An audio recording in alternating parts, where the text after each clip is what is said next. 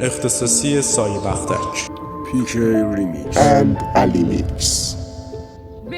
دل من گرفته امشب بدجور آدم ها حالمو میبینن از دور بعد نگه دارم ظاهر رو با این کرد شبش بریزم زیر پتون پلکام سنگین ریه هم سیاه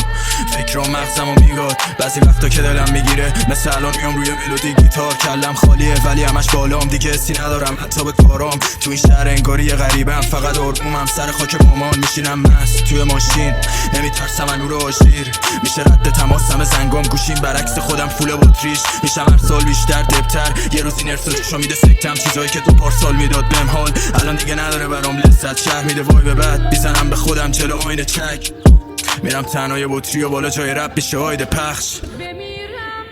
واسه من این صحنه غروره خوش اومدید به این جشن شکوه به سلامتی پاکیه دوتا پیش بزنیم قبل شروع پاکی یعنی جنگ حضور سینه تفنگ و زخم گلوله آی باز علی زد به جنون ماریان جان یه تیکه از زخم غروبه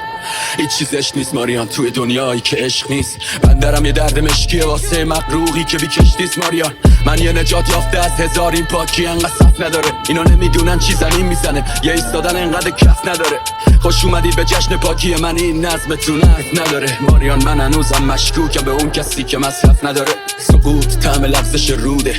آبشار و خطر ماریان جان یه تیکه از زخم غروبه